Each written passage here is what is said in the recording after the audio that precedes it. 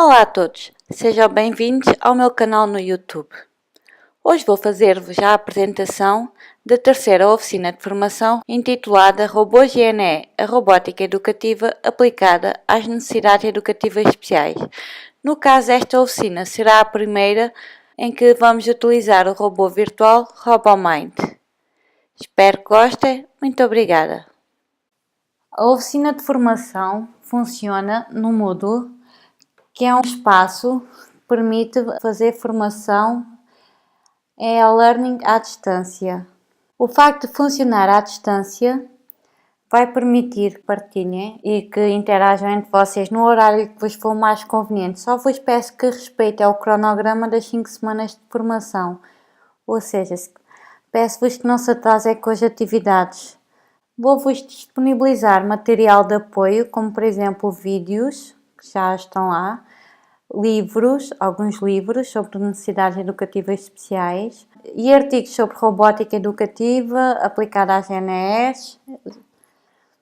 Irei dar-vos o acesso aos fóruns onde poderão interagir uns com os outros, onde serão feitas as avaliações do meu desempenho, as avaliações semanais, onde irão partilhar os vossos certificados de conclusão dos desafios propostos e os vídeos das atividades realizadas com os vossos alunos com ENE.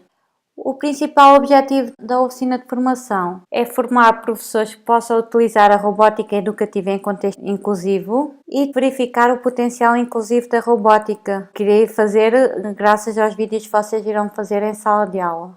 Na primeira semana teríamos feito a reunião Skype, todos nós tentámos arduamente, infelizmente não funcionou, mas seria a reunião Skype onde vocês iriam apresentar e eu também me iria apresentar.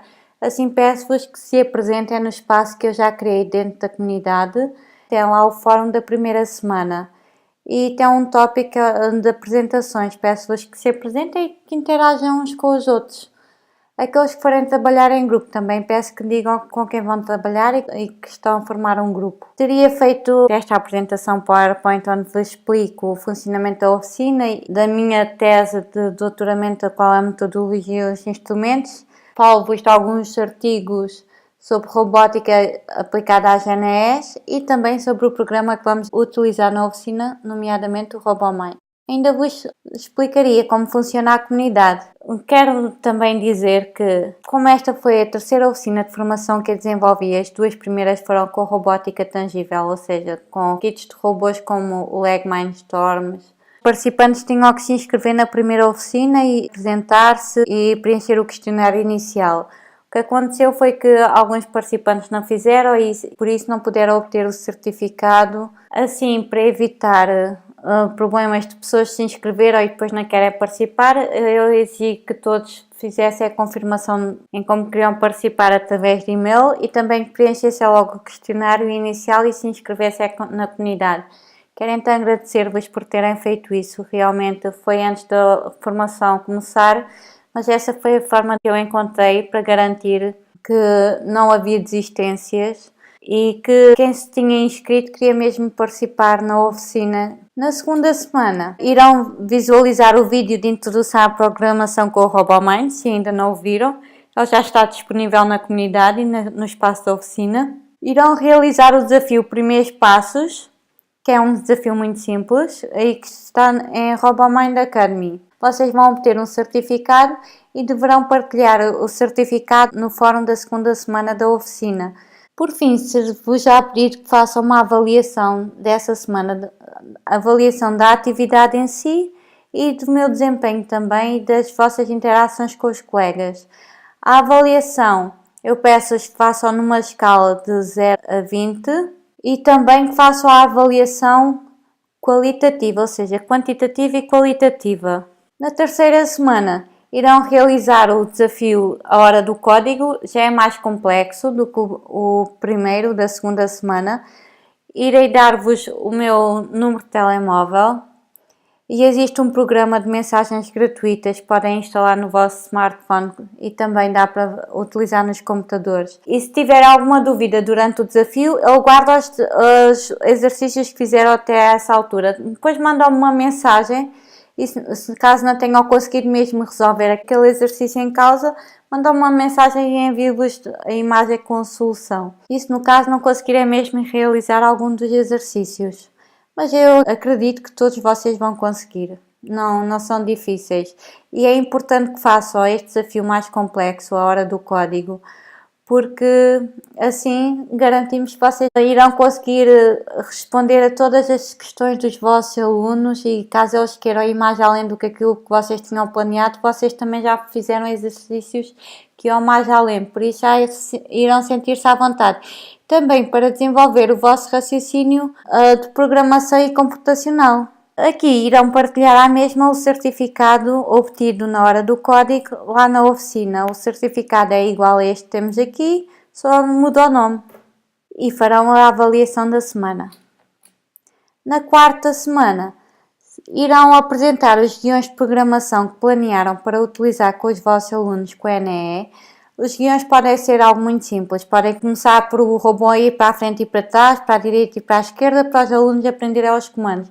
E depois pode ser o robô desenhar um quadrado ou desenhar a primeira letra do nome do aluno. Para alunos que não têm dificuldades cognitivas, que aprendem bem, ficariam surpresos nos estudos que eu fiz com alunos com paralisia cerebral e com alunos autistas. Um dos alunos com paralisia cerebral e um dos alunos autistas foram excepcionais, sobretudo o autista. Foi melhor do que a maioria dos adultos a quem já dei formação. Ele descobriu logo como montar e como programar. Eu só tinha que lhe dizer para ele ir narrando aquilo que estava a fazer. De resto, ele foi totalmente independente e programou e montou o robô. No caso, era um robô tangível do Lego Mindstorms. Montou e programou em menos tempo do que a maioria dos adultos. Por isso, às vezes, nós pensamos que aquele aluno não vai ser capaz e vai nos surpreender.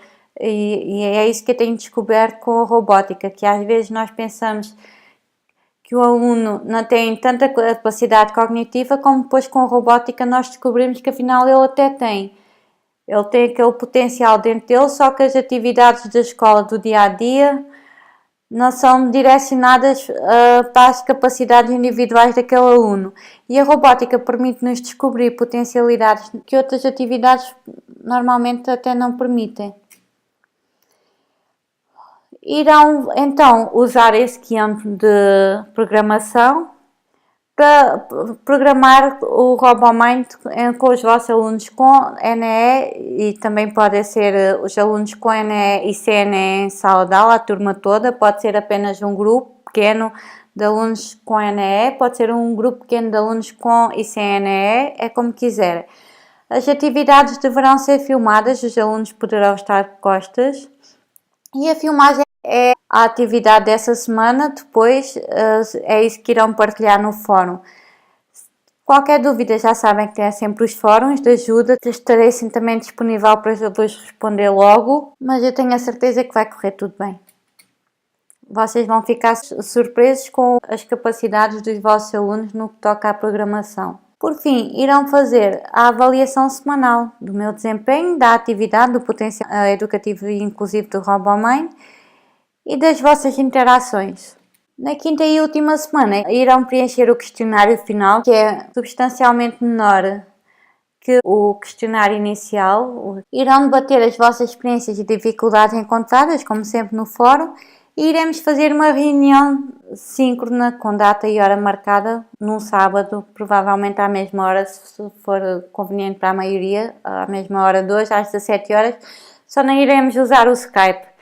Como eu já disse, vou procurar um programa alternativo, vou testar os programas que os colegas apontaram, vou escolher um programa para utilizarmos para a reunião por videoconferência. Sobre o RoboMind. O RoboMind é um programa de robótica virtual. Por que é que surgiu a ideia da robótica virtual para mim, das oficinas de robótica virtual? Quando eu fiz as oficinas de robótica tangível, Cerca de 50 pessoas não puderam participar porque não tinham kits de robótica e não foi por falta de esforço dos professores que ligaram a conselho meu, ligaram para os agrupamentos vizinhos a perguntar se tinham um kit que lhes emprestassem. E também não foi por falta de esforço meu que procurei agrupar professores da mesma cidade ou de cidades vizinhas para que trabalhassem em conjunto, professores sem robô para trabalhar com professores com robô. Também procurei na comunidade robótica colegas que pudessem emprestar um kit das suas oficinas de robótica aos professores participantes e ainda negociei uma promoção com o representante oficial da LEG Mindstorms em Portugal. Não obstante, não foi possível resolver a situação de todos os colegas, pelo que mesmo assim 50 professores não puderam participar. Então desde essa altura que andava a pensar, esses professores mereciam que eu encontrasse uma solução para eles e comecei a ponderar na robótica virtual.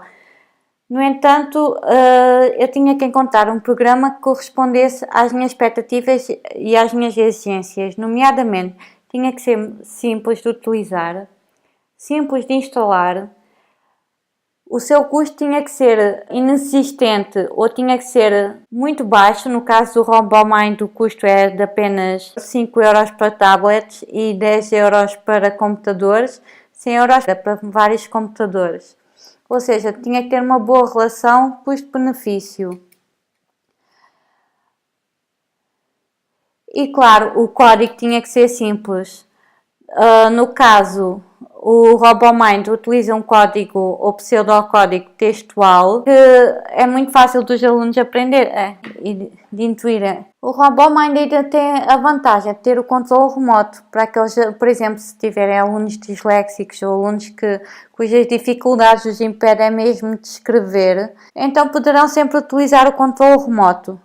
Só faltou dizer que o RoboMind foi planeado e desenhado por 3 professores e investigadores da Universidade de Amsterdão, sendo que 2 dos professores, a sua especialidade é inteligência artificial. Sobre a robótica educativa e as necessidades educativas especiais. Cook, Adams, Walden, Arbot e Arbot desenvolveram um estudo em 2010 com alunos com paralisia cerebral. E os autores concluíram que as crianças portadoras de deficiências físicas graves conseguem manipular um robô. No caso, eram 3 botões vermelhos que os alunos tinham que carregar nos botões. E o que é que os autores descobriram? Que a robótica permitia avaliar as capacidades cognitivas das crianças melhor do que os testes quociente de inteligência, o que é muito interessante. E eu própria também tenho verificado isso ao longo dos anos. Por exemplo, mesmo alunos sem necessidades educativas especiais, que eu utilizo com alunos com e sem necessidades educativas especiais. Às vezes temos um aluno que tem mais dificuldades em algumas matérias na escola, mas não tem nenhum diagnóstico. Estes alunos, por norma, eram sempre aqueles que montavam melhor o robô. Podiam não ser aqueles que programavam melhor. Às vezes eram aqueles que aprendiam a programação mais depressa e encontravam a solução com maior velocidade. Mas eram sempre aqueles que sabiam montar o robô melhor. E normalmente dividia a turma em grupos e tinha sempre o chefe do grupo. Então era esse aluno que nunca se destacava na escola que era o chefe de grupo, o que era muito bom para a autoestima do aluno. Encarnação, Piedade, Adams e Cook, em 2012, testaram o desempenho de um grupo de 20 crianças sem necessidades educativas especiais e um grupo de 9 crianças com paralisia cerebral, durante atividades pré-programadas com o robô físico do LEG Mindstorms Next e o seu correspondente virtual, ou seja, os autores fizeram um programa virtual de robótica igual ao Next. Os autores concluíram que ambos os robôs permitem que as crianças com necessidades educativas especiais interajam ativamente com as atividades propostas e que o robô virtual permite a adaptação do programa e dos cenários às necessidades e aos interesses dos participantes. Posteriormente, e no âmbito do mesmo projeto, o projeto COMPSAR, COMPSAR, Encarnação, Álvares, Rios, Maia, Adams e Cook avaliaram o potencial lúdico e pedagógico de um robô virtual enquanto instrumento de avaliação das capacidades cognitivas de alunos com e sem necessidades educativas especiais. Os autores concluíram que os robôs virtuais fomentam a compreensão dos alunos, podendo ser utilizados como ferramentas de manipulação aumentativa que facilitam a integração das crianças com necessidades educativas especiais nas atividades. Podemos ver aqui então o tal robô que eu tinha falado no slide anterior, com o robô do Lego Mindstorms e os 3 botões que os alunos têm que carregar. E aqui o mesmo robô, só que virtual. Relativamente aos estudos que eu tenho desenvolvido, eu comecei a estudar a robótica, o potencial inclusivo da robótica educativa em 2010. Em 2011 defendi a tese de mestrado, intitulada Lego Mindstorms, um estudo com utentes com paralisia cerebral, e em 2012 apresentei um artigo baseado na tese. Durante a tese, eu pedi a 2 alunos com paralisia cerebral que montassem, programassem e interagissem com o robô do Lego Mindstorms, o que era algo inédito, porque normalmente só se pede que os alunos interajam com o robô, não se pede que eles o montem e programem, não alunos com necessidades educativas especiais. E eu pedi eu tinha a curiosidade de saber, eu sabia que queria trabalhar com alunos com NE e sabia que queria trabalhar com as tecnologias. E então queria saber se eles seriam capazes de montar, programar e interagir com o robô. E eles conseguiram, o que foi muito bom. A partir daí fiquei motivada e testei com os alunos autistas, no caso, autismo de alta funcionalidade. Foram 3 alunos de 2 escolas do Algarve. Um deles era meu aluno, era um aluno que fazia birras na escola, na sala. Os colegas dele e os professores queixavam-se do comportamento dele, mas ele foi excepcional durante as atividades de robótica. Esteve sempre muito atento, muito concentrado, realizou tudo em tempo recorde e de forma exemplar, mostrando que ele tinha dificuldades na escola, mas quando ele queria, quando ele estava motivado, quando era um tema do seu interesse, ele conseguia empenhar-se, tinha um desempenho muito acima do que era esperado. Os outros 2 alunos também tiveram um bom desempenho, também realizaram todas as atividades propostas. Posteriormente, e já no âmbito de uma das oficinas de formação, com Chinha Osório e Freitas, a professora Patrícia Osório testou robótica educativa com alunos com dificuldades de aprendizagem específicas. Eram alunos que não ligavam à escola. Nessa escola já há uma oficina de robótica, tem tido muito bons resultados, eles já foram campeões e tudo, mas os alunos nunca se inscreveram nas atividades de robótica. A professora perguntou-lhes porquê, um deles disse que trabalhava nesse horário e não podia, os outros 2 disseram que não tinham interesse, que não se interessavam pela escola e que a robótica também não lhes interessava, que não queriam saber. Depois de testar a robótica, os alunos continuaram a frequentar a oficina e não queriam acabar as atividades nunca. Ou seja, mesmo na primeira sessão, eles já não queriam ir para casa. Quando acabaram de montar o robô, eles iam só programar noutra sessão, eles quiseram programar já nesse dia. Então, eles passaram a adorar a robótica, que era algo que eles tinham evitado até então. Outra professora da oficina, em 2015, testou robótica com alunos surdos. Foi pedido que eles montassem, programassem e interagissem com o protótipo, à semelhança dos outros estudos realizados.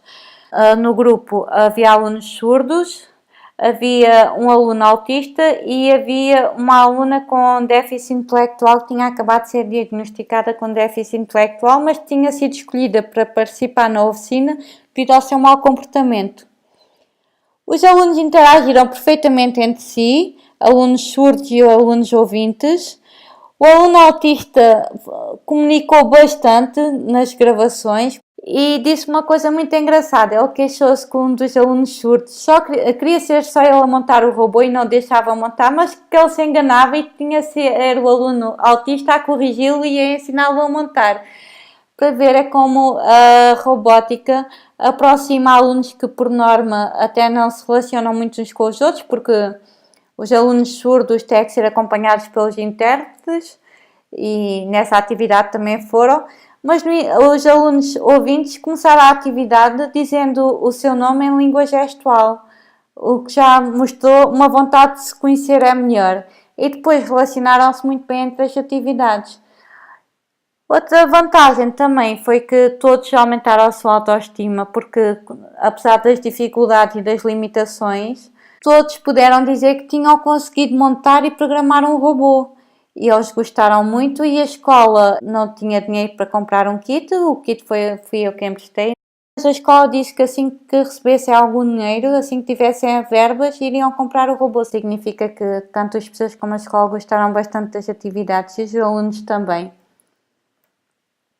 Sobre a metodologia da minha tese, ela é baseada na DBR, significa que eu faço uma oficina, vejo aquilo que corre mal, corrijo aquilo que posso melhorar, faço uma segunda, faço a mesma através das avaliações, das participações, do feedback recebido dos participantes e mesmo da minha autoavaliação, vejo o que é que posso mudar e faço uma terceira oficina. E assim até ficar contente com o resultado, daí que já vamos para a terceira oficina.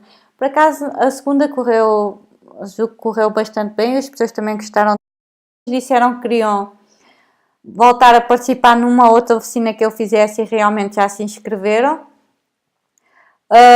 Então esta terceira oficina, o que eu vi que tinha corrido mal era o facto de terem ficado pessoas sem poderem participar nas oficinas por não terem robôs. Daí que a terceira oficina seja uma oficina mais democrática, entre aspas, ou seja, permitirá que todas as pessoas e todos os alunos de todas as escolas possam utilizar a robótica educativa em contexto inclusivo, uma vez que o custo do programa é irrisório, em comparação com a aquisição de um ou mais kits de robótica tangível. A DBR é multidisciplinar, permite articular a investigação com a prática docente, ou seja, é voltada mesmo para a educação. O investigador deve sempre planear e testar em contexto educativo. Por fim, os instrumentos serão os questionários, vocês já preencheram o primeiro e irão preencher o último. Na última oficina irei fazer entrevista aos professores, em vez do questionário final. E as gravações audiovisuais que vocês vão fazer das vossas atividades com os alunos com a NEE. Volto a realçar que os alunos poderão estar de costas e que as gravações poderão ser partilhadas comigo em modo privado. E pronto, basicamente é tudo. O meu muito obrigada.